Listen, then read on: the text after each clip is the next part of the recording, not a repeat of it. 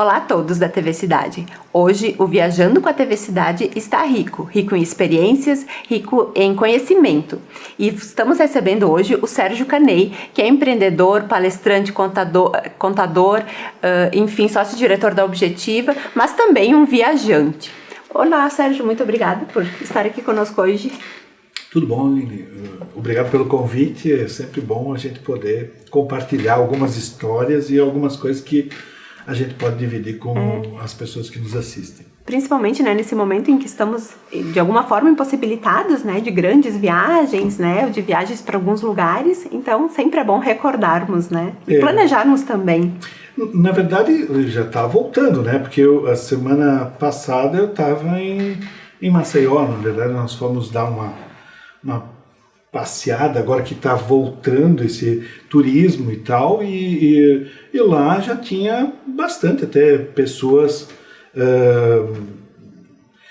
aproveitando a época, né? Até eu diria, não sei como são as pessoas, mas eu que particularmente não gosto de muita aglomeração, até prefiro vamos chamar de uma baixa temporada, para você poder curtir um pouco melhor os lugares e não tanto aquele sufoco de aglomeração, que até nem pode em função da pandemia, né? Mas assim, porque esse mercado, ele sofreu muito, né, com a pandemia, o mercado do turismo, né? Acho que é importante nós, de uma maneira responsável, fomentar de novo esse mercado, né? Quem tem essa possibilidade, né? Eu pensava que quando a gente chegasse lá, fosse um oba-oba, né?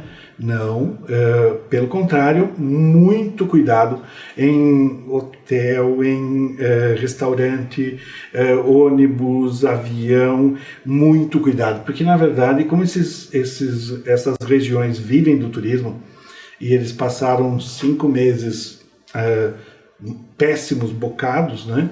Eles realmente têm muito cuidado, porque eles não conseguem imaginar aquilo que hoje já vem se falando muito, de uma segunda onda, de uma fechada de torneiras novamente. Isso seria para eles o caos, né? Então, os guias comentam de ficar 3, 4 meses em casa, não ter literalmente nada para fazer, e de uma economia que vive do turismo é bem complicado. Então, muito cuidado, cobram muito o uso de máscaras, né? Álcool gel em tudo quanto é lugar, em todos os lugares assim. Eu até me surpreendi positivamente, porque eu pensava que fosse... A gente aqui do Rio Grande do Sul ouve muito que Santa Catarina já tem aglomeração em praia e coisa assim, e daí eu pensava, nossa, e quanto mais para cima, mais liberal a coisa vai estar. Não estava. Eles lá realmente têm muita consciência de que eles dependem do turismo e que eles precisam se cuidar, né? Então, uma experiência positiva, mais legal ainda para a viagem que a gente foi. Então, Sérgio, onde é que foi que você percebeu que o mundo era maior, né? Que Farroupilha, que o bichinho do turismo e da curiosidade pelo mundo te picou? Na verdade, há muito tempo, né? Quando eu era bem novinho, começando a trabalhar, eu trabalhava numa empresa chamada Nutrifar, e nós lá tínhamos o proprietário, era um senhor italiano, pasqueiro, e ele tinha um amigo que ajudava a fazer doces para sobremesa e tal.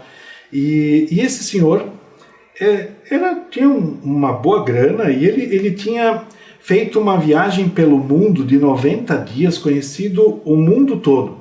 É um senhor bem antigo, mas ele tinha gastado 60 mil euros, era muita grana. E eu gostava de ouvir as histórias dele,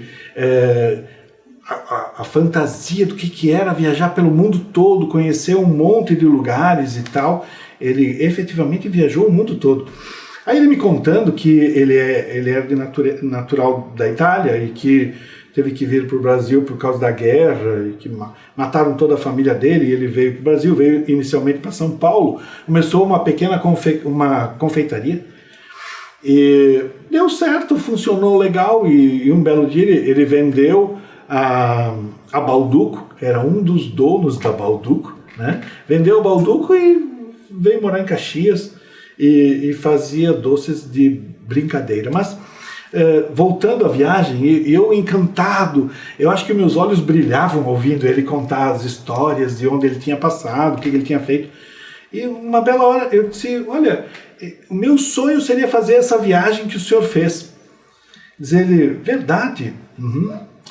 Você conhece a igreja São Peregrino de Caxias? Sim. Tu já parou para perceber ou admirar as pinturas do Locatelli na igreja? Não. Você nunca parou para admirar a escultura que o Aldo Locatelli fez em bronze na porta da igreja? Não. Lá tem uma réplica da Pietà. Você nunca foi lá para olhar a réplica da Pietà? Não. A réplica é a Pietà é uma das esculturas mais lindas que eu já vi no mundo todo. Eu já vi a original e já vi a réplica em Caxias, e para nós leigos... Que o original está em Roma, né? Não tem diferença, sabe, de qual delas é. E você, que está a 20 quilômetros, não foi visitar e nem admirar a réplica. Ele olhou para mim, deu uma risadinha e disse, você não merece fazer a viagem que eu fiz.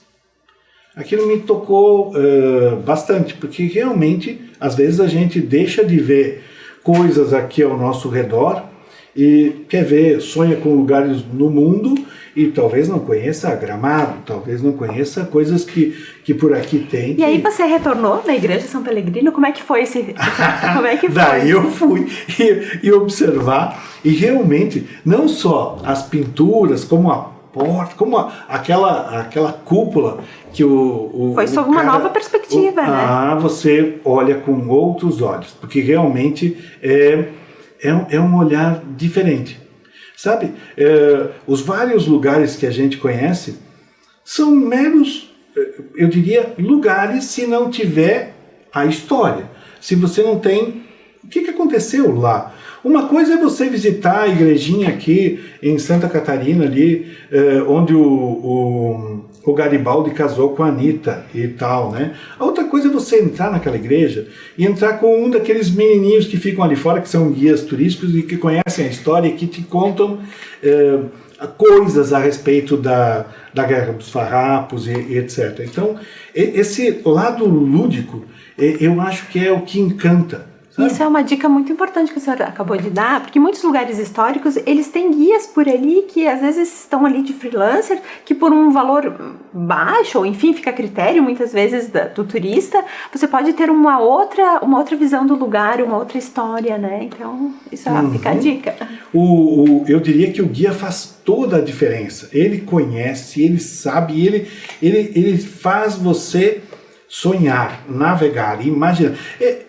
Assim, às vezes a gente lê um livro e só lê o livro. Outra coisa, às vezes a gente pega um livro e você viaja pela história do livro, você entra no livro. Acho que com viagens é quase a mesma coisa. Quando eu conheci as ruínas de São Miguel, aquilo me tocou tanto, olhar para aquelas pedras, sentar naquelas muralhas, imaginar quantas pessoas morreram brigando por aquelas pedrinhas que estão lá, por aquele espaço, por limites, por aquelas coisas das guerras para determinar territórios, etc. Aquilo, a história que tem naquilo é muito mais forte do que simplesmente as pedrinhas empilhadas lá. Então, eu sempre quando vou numa viagem, prefiro e me atenho mais a esse tipo de coisa, né? Eu me lembro que uma vez eu fui para o Nordeste e o guia estava dizendo, olha, tá vendo aí o cavalo de não sei quem, um marechal lá, né? E ele disse, e como vocês sabem, ele morreu na batalha de não sei das quantas, né? E isso vocês não precisam, quando você quer saber a história de um cavaleiro, você não olha para o cavaleiro, ou não estuda nos livros, você olha para o cavalo, porque o cavalo conta a história do cavaleiro. Como assim? Se o cavalo você tem um cavaleiro, que nem tem Duque de Caxias ali na Praça Duque de Caxias em Caxias. as 4 patas do cavalo estão no chão. Isso significa que ele batalhou muitas batalhas, mas que ele morreu de morte natural, porque ele não morreu brigando.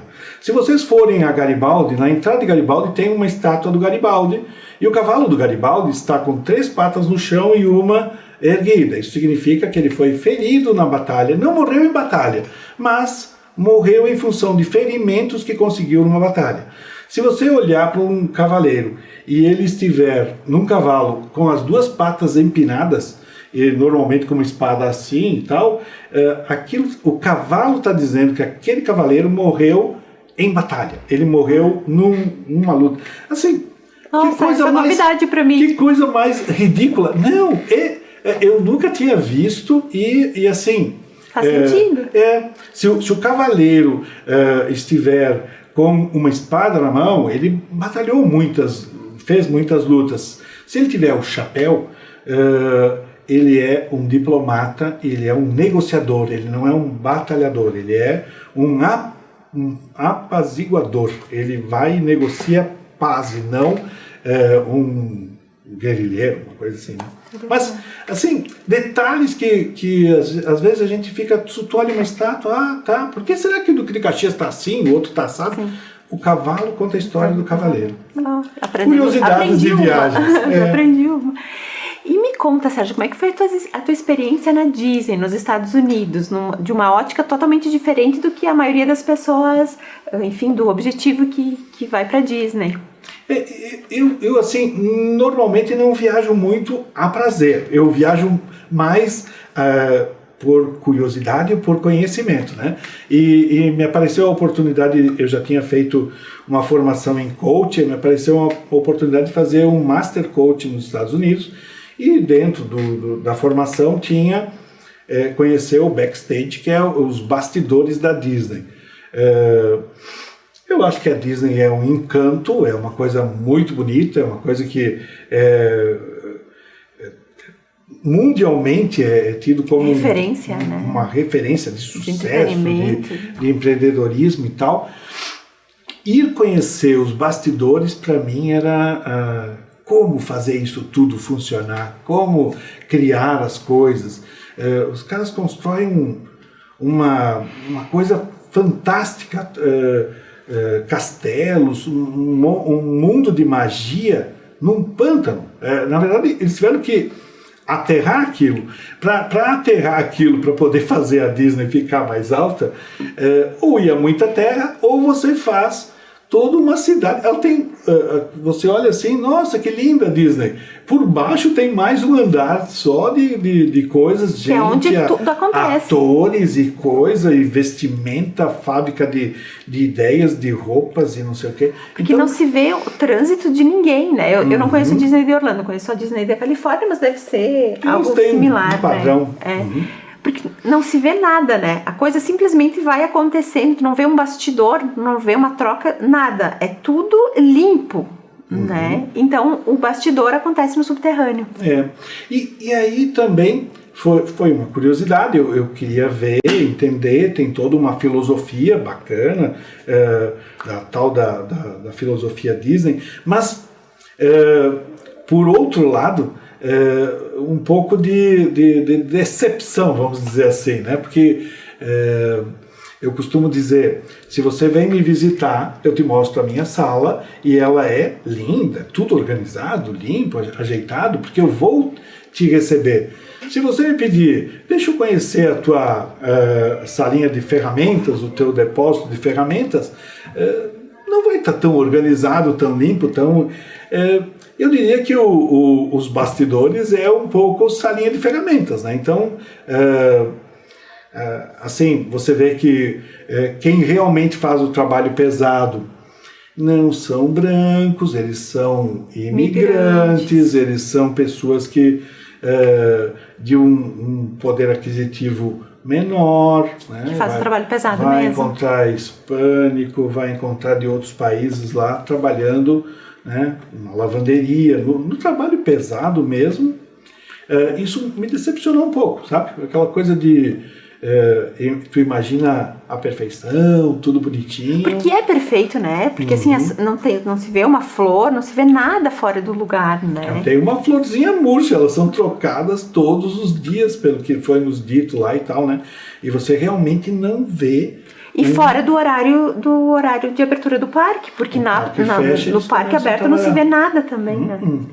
Exatamente. É um mundo paralelo, né? Então, essas coisas, né? Mas foi sim uma experiência, foi a primeira vez que eu saí do país. Tu vai para uma outra língua, eu já tinha feito vários cursos de inglês, até pensei, vou me virar legal. Meu Deus do céu, que desespero.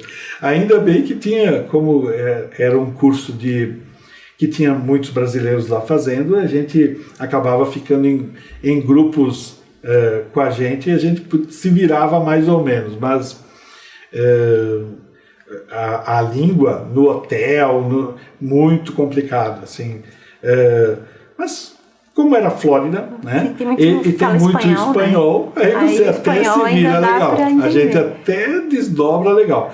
Mas o inglês realmente tem que se preparar para ir, é uma coisa... Eu acho até que lá na época, como o meu filho já fez e como outras crianças, né, tem a oportunidade de poder ir e fazer um estágio, ficar lá um período, eu acho que isso dá uma bagagem muito legal. Até para em questão de viagens, o inglês, como nós estávamos falando, que de entender, de saber a história, muitas vezes se não tem um guia que fala português, se perde muito quando você está num país que você não domina nada da língua ou do inglês, das explicações ou das placas, ou enfim, se perde muito numa viagem sem uma outra língua, né? E eu diria assim, ó, o que eu senti falta foi o prazer. Porque tu tá tão preocupado se tu tá no lugar certo, pegando o ônibus certo, a rua certa, o lugar certo, que você fica mais preocupado do que curtindo. Quando você tá, por exemplo, viaja pelo Brasil, ou viaja onde tu te vira legal com a língua... Você relaxa mais, né? Você pode aproveitar, porque daí tu tá curtindo o lugar, o ambiente, a imagem e tal.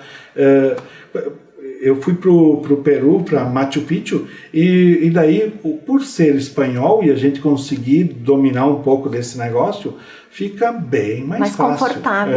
Sabe que eu viajei esse ano, em fevereiro, foi minha última viagem internacional antes da pandemia, para Portugal. Eu não conhecia Portugal. Nossa, é muito confortável, é muito prazeroso conseguir assim, entender facilmente as pessoas conversando, se comunicar de uma forma mais fácil. Quando as línguas são né? latinas, a gente tem uma facilidade e aquilo, né? A gente pode curtir mais do que ficar se apavorando ou se preocupando com o que me disseram, onde é que me disseram. Estou fazendo alguma coisa errada.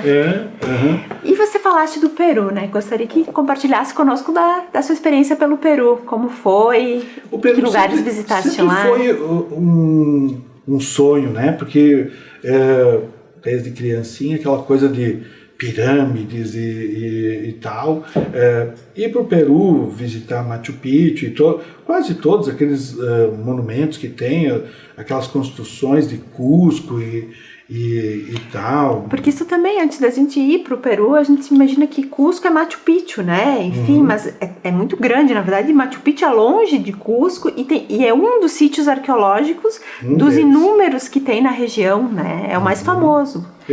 Mas o Ollantaytambo, tem vários, tem vários lugares e todos com a mesma filosofia, mas aí você, sabe o que me encanta? É você estar lá olhando aquelas monstruosidades, porque são sítios muito grandes, tu fica pensando, como é que eles levaram aquela pedra lá em cima daquele morro? São né? toneladas e toneladas.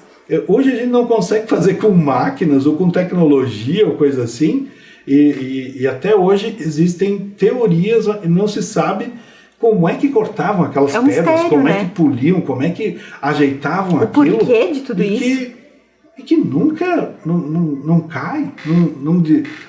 Nós hoje fazemos qualquer coisa, as coisas desmancham, o tempo cai, aquilo lá tem anos e anos, sei lá, terremotos ou coisa assim, ela não cai. Tu vai olhar aquelas estradas e diz, não pode ter uma estrada aqui nessa beira de morro, né? Aquele caminho dos Incas lá, que a gente vai fazer lá, passando de Machu Picchu.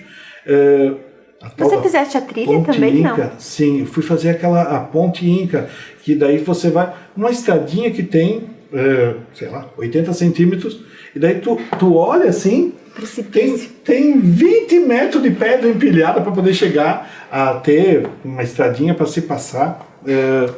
Meu Deus, eu fico imaginando anos e anos e anos. Até nós pegamos um guia lá também. E o guia pediu, quanto tempo vocês acham que demora para fazer isso aqui? Nossa, eu olhei aquilo e disse, deve ser uns 300 anos, vou chutar uns 200.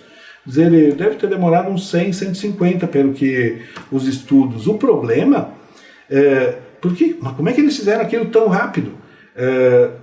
Estima-se que de 3 a 4 mil pessoas trabalharam 3 a 4 mil pessoas trabalhando num sítio, cortando pedra, empilhando pedra, botando pedra, ajeitando pedra, né? E pedras, não são pedras, tijolos, são pedras assim, de toneladas. E que eu me lembro quando a gente esteve lá, o guia falou, enfim, numa explicação que a característica daquela rocha que está ali empilhada não é a do terreno, então ela veio de longe, né? Eles trouxeram, né? Não, e os tipos de corte, os encaixes, porque as pedras, tu diz, eles aproveitaram, que nem a gente quando vai fazer um muro, pega duas pequenininhas para fazer, bota do lado uma grande. Não. A pedra foi cortada para encaixar na outra, de forma que mesmo que tenha algum abalo sísmico, ela não desencaixa. E assim, e sistema de irrigação. Não só os parques mais... ali em Cusco, onde tu tem, se não me engano, são 16 igrejas, tu tá num ponto, numa praça, e tu olha assim, tem 16 igrejas ao redor, todas feitas com um entalhe, com um encaixe, meu Deus, que coisa! Fica imaginando anos e anos, e que tecnologia tinha, que eles não tinham nem ferro, cortavam com pedra, fogo, ou coisa assim, algumas teorias lá de como eles faziam aquilo, mas... E também a dizimação do povo, né? Porque eles, enfim, em algum momento aquilo foi abandonado, né? E essas pessoas, será que elas morreram? Será que elas foram para algum outro lugar? Tem várias teorias também, né? Na verdade, são todas igrejas espanholas que foram construídas em cima de templos que eram incas ou astecas. Que povo é? É inca, né? Acho que é lá.